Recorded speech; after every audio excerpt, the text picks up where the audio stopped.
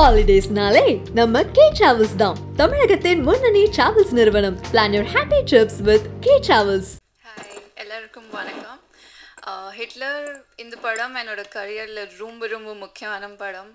And I have to thank Dhana sir who comes from Maniratnam school of film making. And எல்லா மணிரத்னம் படத்துலேயும் we see that female leads are very well written, தனி இடம் இருக்கும். And அந்த மாதிரி character எனக்கு கொடுத்துக்காரு. So thank you very very much sir. And of course our DOP Naveen sir, who has given us spectacular frames and made me look really really beautiful.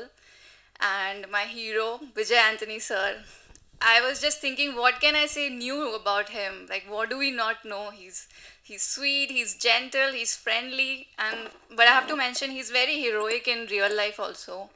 Yeah, he's not like just any other guy. I think there's a lot going on, but he's always so sweet, so friendly, so comfortable. Like settle so many inconveniences and chaos will go on, but கோவப்பட்டு நான் பார்த்ததே இல்லை. I have to learn so much from him, and it was such an honor working with you and knowing you personally. And of course our production house Chendur Films, Raja sir, thank you so much. And our entire cast and crew from music, Vivek, Marvin, our fight master, and our editor who edited his whole speech so nicely. And my ADs Jeeva, Kavi, Maggie, thank you so much. And Hitler, hopefully you all will love it as much as we loved making it, and theaters la sandikalam. Thank you. சூப்பராக இருக்கும் அந்த படம். நான் சாரதி ஏற்கனவே 2 படம் பண்ணியிருக்கேன். Vijay Antony sir பள்ளி மயில் ஒன்று, ஹிட்லர் ஒன்று. சார்கிட்ட எப்போவுமே ஒரு டவுட் கேட்பேன். எந்த டவுட் இருந்தாலும் நீங்கள் எதுவுமே இல்லைன்ட்டு ஒரு வேலை பண்ணுங்கள், உங்களுக்கு எல்லாமே கிடைக்கும் அப்படின்னு ஒரு சொல்லுவார். எப்போதுமே பாசிட்டிவ் எனர்ஜி. டைரக்டர் சார் அவர்கிட்ட எப்போவுமே ஷூட்டிங் வந்தாலே சார் ஓகே சார் உங்களுக்கு முடிஞ்சிச்சுன்றார். அந்த மாதிரி ஏன்னா நம்ம எடுக்கிறதே தெரியாது, அவ்வளோ ஈஸியாக நம்மளை வேலை வாங்கி சூப்பராக வேலை வாங்குவார். படம் வந்து கொஞ்சம் எக்ஸ்ட்ரானரியாக இருக்கும். நீங்கள் வந்து சார் விஜய் ஆண்டனி சார் நிறைய படம் பார்த்துருப்பீங்க. இது கொஞ்சம் டிஃப்ரெண்ட் ஜோனர் இது ஆக்சுவலாக. இந்த பாலம் பொங்குமா அந்த மாதிரி ஒரு படம் இது. மற்றபடி வேறு எதுவும் இல்லை. தேங்க்யூ. பிரசன்ட் மீடியா நண்பர்களுக்கு வணக்கம், அனைவருக்கும் வணக்கம். Producer sir Raja sir and mister Sanjay இருவருக்கும் மனமார்ந்த நன்றி. இப்படி ஒரு அழகான ஒரு கருத்தாளமிக்க அதே சமயம் ஜனரஞ்சகமான ஒரு படத்தை தயாரித்ததுக்கும். தனா பிரதர், உங்களோட விஷன் வந்து ரொம்ப ரொம்ப பியூட்டிஃபுல்லான ஒரு விஷயம். அவரோட ரைட்டிங்கில் இருக்கிற சைலன்ஸ் மேக் சவுண்டுங்கிற மாதிரி ரொம்ப டயலாக் கம்மியாக இருக்கிற மாதிரி இருக்கும். பட் அதோட இம்பேக்ட் வந்து ரொம்ப நல்லாயிருக்கும். எனக்கு என்னோட கதாபாத்திரங்கள் இது வரைக்கும் ஹிட்லர் மாதிரியான ஒரு படங்களில் கொடுத்த ரியாக்ஷன் இதுக்கு முன்னே எந்த படங்களையும் கொடுத்ததில்லைங்கிறது படம் முடிச்சதுக்கப்புறம் டப்பிங்கில் பார்த்தப்ப நானே அது ஃபீல் பண்ணது. அது தேங்க்யூ ஸோ மச் இப்போ இந்த மாதிரி ஒரு ரோல் கொடுத்ததுக்கு. And Vijayani sir, thank you so much. உங்க கூட ஒர்க் பண்ண ரொம்ப நாளாக வெயிட் பண்ணிட்டே இருந்தேன். அது இந்த படத்தில் நடந்தது எனக்கு ரொம்ப சந்தோஷம். அப்புறம் எல்லாருக்குமே கூட நடித்தவர்கள், மியூசிக் டைரக்டர், ஸ்டண்ட் மாஸ்டர். நல்லவேளை எனக்கு எல்லா படத்துலையும் அடி வாங்கிட்டே இருப்பேன். இந்த படத்தில் எனக்கு வந்து ஸ்டண்ட் மாஸ்டர் என்னை எப்படியாவது காப்பாற்றி விட்டார்னு நினைக்கிறேன். Thank you so much. And Vivek and Mervin brother, thank you so much. And அனைவருக்கும் தமிழ் சார் எல்லாருக்குமே ரொம்ப ரொம்ப நன்றி. இந்த படம் தனா பிரதரோட ஆழமான கருத்து எல்லாருக்கும் போய் சேரும். மக்களோட உரிமையை பறித்து அந்த வரலாற்று இடம் பிடித்தான் அந்த ஹிட்லர். மக்களோட உரிமைக்காக தன்னோட சர்வாதிகாரத்தை கையில் எடுத்தான் இந்த ஹிட்லர். Thank you so much. எல்லாருக்கும் வணக்கம். ஒரு மாலை பொழுதில் வந்து உங்கள் எல்லாத்தையும் சந்திக்கிறது ரொம்ப மகிழ்ச்சியாக இருக்குது. முதல்ல எனக்கு இந்த வாய்ப்பளித்த தயாரிப்பாளருக்கும் விஜயானி சாருக்கும் இயக்குனர் தனா சாருக்கும் ரொம்ப நன்றி. இந்த கதையை பற்றி சொல்கிறேன்னா, இந்த தலைப்பை பற்றி சொல்லிட்டு சொன்னாலே போதும்னு நான் நினைக்கிறேன். ஹிட்லர் அவ்வளோ பவரான ஒரு தலைப்பு இந்த படத்துக்கு கிடச்சிருக்குது. ரொம்ப மகிழ்ச்சியாக இருக்குது. தயாரிப்பாளர் வந்து ரொம்ப நன்றி. எல்லாத்துக்கும் நன்றி சொன்னதில் ஒரு படம் முடிஞ்ச பிறகு தயாரிப்பாளர் எல்லாரும் நன்றி சொல்கிறது பெரிய மகிழ்ச்சியாக இருக்குது. எனக்கு விஜயானி சாரோட இது முதல் படம். ரொம்ப சந்தோஷமாக இருந்துச்சு சாரோட நடிக்கும் போதே. நான் ரொம்ப நாளாக சாரோட நடிக்கணும்னு நினச்சிட்டு இருந்தேன். இந்த படத்தில் இந்த வாய்ப்பு கிடைச்சப்ப ரொம்ப நல்லா இருந்துச்சு. ரொம்ப பண்பாக இது பண்ணாப்புல. தனாவை பற்றி சொல்லணுன்னா, ஒரு கதைக்குள்ளே வரும்போது ஒரு ஃபேஷனாக ஒரு விஷயத்த 24 மணி நேரம் அதுக்குள்ளேருந்து ஒர்க் பண்ணிக்கிட்டே இருப்பாப்புல. எப்போதும் அதை பற்றி பேசிகிட்டே இருப்பாப்புல. எல்லா ஷூட்டிங் முன்னால் எல்லா டைம்லேயும் முன்னால் இருப்பாப்புல. நமக்கு ஆச்சரியமாக இருக்கும். ஒரு இயக்குனராக இருந்தனால, ஒரு அசிஸ்டண்ட்டாக இருந்து ஒர்க் பண்ணி வந்தனால எனக்கு அவர் பார்க்கும்போது பல நேரம் ஆச்சரியமாக இருக்கும். இது என்னடா இது எப்போதுமே இந்த கதைக்குள்ளே இருக்காப்புல, எப்போதும் ஒர்க் பண்ணிகிட்டே இருக்காப்புலன்னு சந்தோஷமாகவும் இருந்துச்சு. ஒரு படம் நம்ம வேலை பார்த்து வரும்போதே நமக்கே தெரியும் அந்த படம் அடுத்தடுத்து வரும்போது இது எப்படி பூம் ஆகி வரும் அப்படின்னு சொல்லிச்சு. அந்த மாதிரியான வெற்றிகளை எல்லாத்துக்கும் முன்னாலே இந்த படத்துக்குள்ளே நான் பார்த்துக்கிட்டே இருக்கேன். அதனால் இந்த படம் மிகப்பெரிய வெற்றி பெற என்னோடய வாழ்த்துக்கள். நன்றி. வந்திருக்கும் பத்திரிகை ஊடக தொலைக்காட்சி நண்பர்கள் அனைவருக்கும் வணக்கம். நன்றி சொல்லணும்னா நான் கிட்டத்தட்ட ஒரு 500 பேருக்கு சொல்லணும். இந்த படத்தில் அவ்வளோ பேர் அவ்வளோ உதவி செஞ்சுருக்காங்க, அவங்களோட உழைப்பை கொடுத்துருக்காங்க. தயாரிப்பாளர் சார் என்னை நம்பி ஒரு படம் கொடுத்துருக்காரு, அவருக்கு முதல்ல நன்றி சொல்லிக்கிறேன். விஜயானி சார் நான் சொன்ன கதையை நம்பி எனக்கு ஒரு படம் கொடுத்துருக்காரு, அவருக்கு ஒரு நன்றி சொல்லிக்கிறேன். அதை தாண்டி இந்த படத்தில் நிறைய நடிகர்கள் நடிச்சிருக்காங்க, எல்லாருமே experienced. Vivek Prasanna sir, Tamil sir, Charanraj sir, முக்கியமாக கௌதமேனன் சார், எல்லாரும் இப்படி ஒரு நிறைய நல்ல ஆர்டிஸ்ட் கூட ஒர்க் பண்ணுறது தான் ரொம்ப ரொம்ப சந்தோஷமான விஷயம். நம்ம சொல்கிறத ஈஸியாக புரிஞ்சுப்பாங்க. ஏன்னா சினிமாங்கிறது ஒரு நேரம் சம்மந்தப்பட்ட விஷயம், ஷூட்டிங்கிறது. ஸோ அதுக்குள்ளே நம்ம நினச்சதை அன்னைக்கு எடுக்க வேண்டியதை எடுத்து முடிக்கணும்னா அதை நம்மளை புரிஞ்சுக்கிற ஒரு நடிகர்கள் கிடச்சிட்டா அது ரொம்ப பெரிய விஷயம் ஒரு இயக்குனராக. அந்த விஷயத்தில் நான் ரொம்ப கொடுத்து வச்சோம் நான் ஹிட்லரில். ஏன்னா எல்லாருமே ஒரு எக்ஸ்பீரியன்ஸ்டு நல்ல நடிகர்கள். அவங்களுக்கு நான் ரொம்ப சொல்லணும்னு அவசியமே இல்லை, அவங்க ரொம்ப ஈஸியாக என்னை புரிஞ்சுக்கிட்டாங்க. இந்த படம் ரொம்ப சீக்கிரமாகவே எடுத்து முடிச்சிட்டோம் சொல்லலாம். இடையில விஜய் ஆண்டனி சாருக்கு ஒரு சின்ன ஆக்சிடென்ட் நடக்கலாட்டினா இந்த படம் கிட்டத்தட்ட ஒரு பூஜா ஹாலிடேஸ்க்கே வெளியே வந்திருக்க வேண்டிய படம். ஒரு சின்ன ஒரு தடங்கள், ரொம்ப வருத்தமான தடங்கள். அதை தாண்டி அவர் எப்படி இவ்வளோ ஃபோர்ஸ்ஃபுல்லாக இவ்வளோ ஸ்ட்ராங்காக வர்றாரு அப்படின்னு பார்க்குறதெல்லாம் எனக்குலாம் ரொம்ப பெரிய ஊக்கமாக இருக்குது. எனக்குலாம் ஒரு சின்ன காய்ச்சல் இருந்தாலே நான் போய் படுத்துருவேன், என்ன வேணாலும் ஆகிட்டு போட்டு ஒரு நாள் கழித்து போய் பார்க்கலாம் நான். பட் அவர் ஆக்சிடென்ட் ஆனதுக்கப்புறம் அங்கேருந்து ஒரு வீடியோ காலில் ஹாஸ்பிட்டலில் இருந்துட்டு இல்லை ஷூட்டிங் நாங்கள் பாதியில் இருக்கும்போது அவர் 3 days கேப்பில் போயிருந்தார். இங்கே செட் ஒர்க்லாம் நடந்துகிட்ருக்கு, ஷூட்டிங் ஆரம்பிக்கணும் கௌதமேனன் சார் வச்சு. அதுக்கப்புறம் சார் ஜாயின் பண்ணிக்கிற மாதிரி இருந்தது. ஆனால் பட் அவர் ஆக்சிடென்ட் ஆனதுக்கப்புறம் நாங்கள் ரொம்ப பயந்து போயிருந்தோம். அவர் அங்கேருந்து வீடியோ காலில் இல்லை ஒன்றும் இல்லை, நான் ஒன்றும் பிரச்சனை இல்லை, நீங்கள் ஷூட்டிங் கன்டினியூ பண்ணுங்க அப்படின்னு.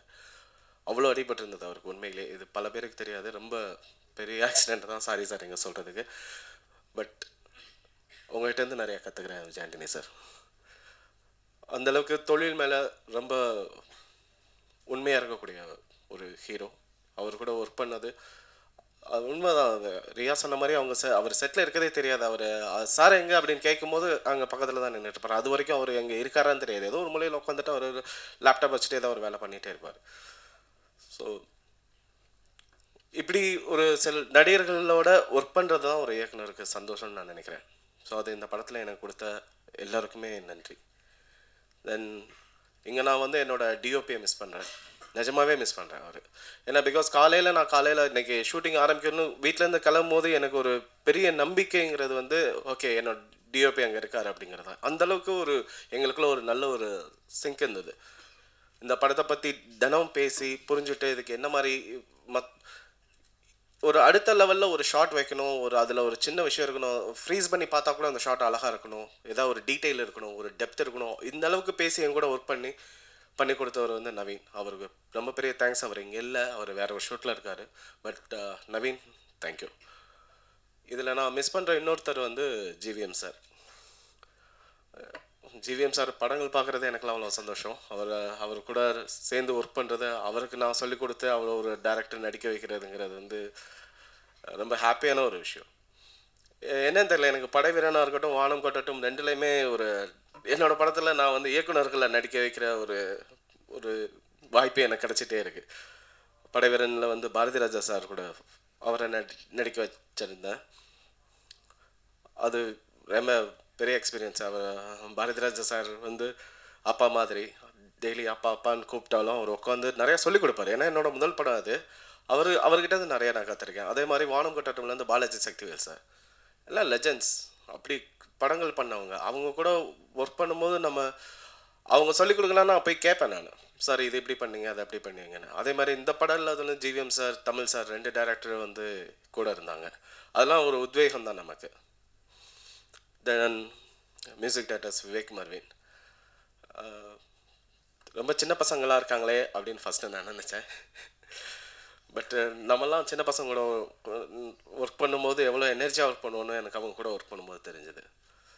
எங்கள் ஒரு மியூசிக் கம்போசிங் மாதிரியோ இல்லை ஒரு பேக்ரவுண்ட் ஸ்கோர் ஒர்க் பண்ணுற மாதிரியே இருக்காது. நாங்கள் 3 பேர் அவ்வளோ ஜாலியாக ஒர்க் பண்ணோம். அது தொழில் மட்டும் தான் பார்ப்போம், வேலை மட்டும் தான் பார்ப்போம். அது அவ்வளோ ஜாலியாக ஒர்க் பண்ணியிருக்கோம். அந்த சீன்ஸ் திரும்பி போட்டு பார்க்குறது, அதில் வேறு கொண்டு வரலாமான்னு சொல்கிறது.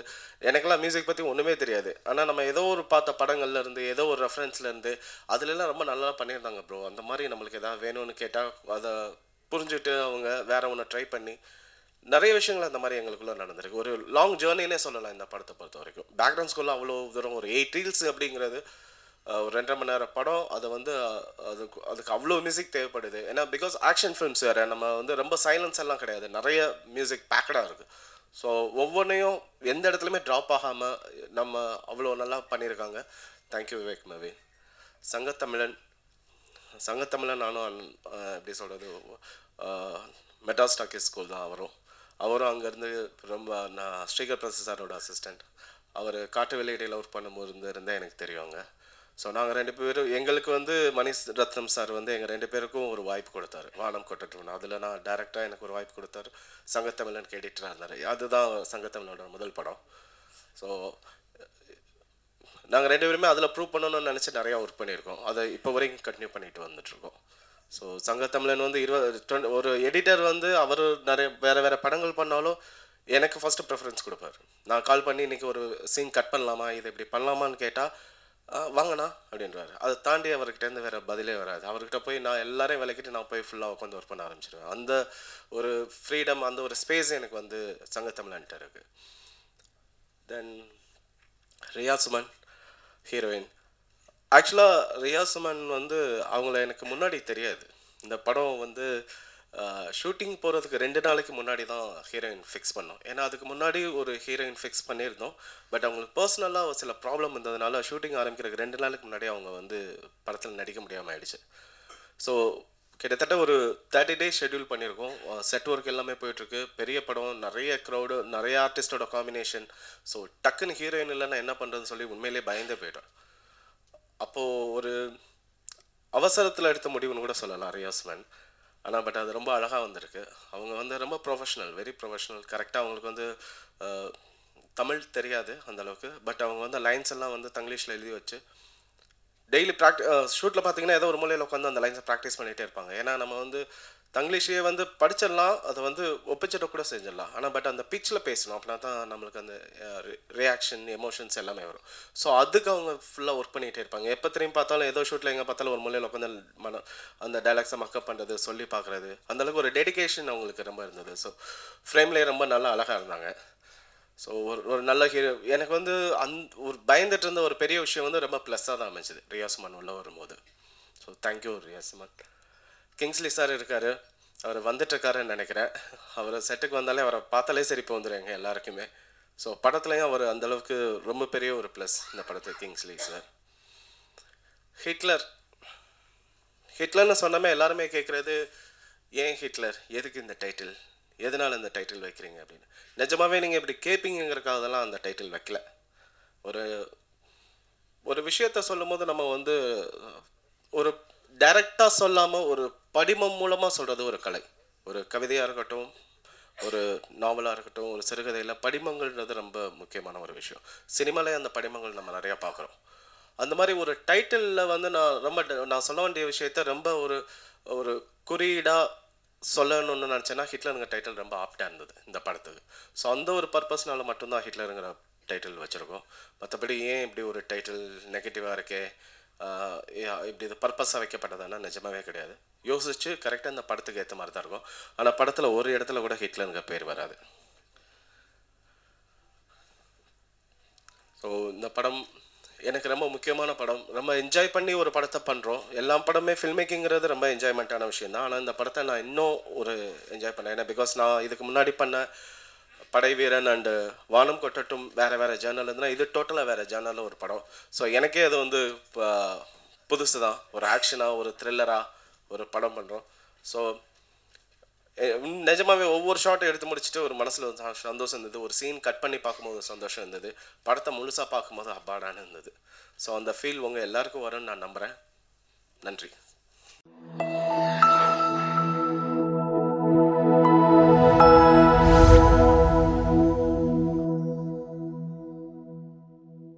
ஹாலிடேஸ்னாலே நம்ம கே டிராவல்ஸ் தான். தமிழகத்தின் முன்னணி டிராவல்ஸ் நிறுவனம். Plan your happy trips with K Travels.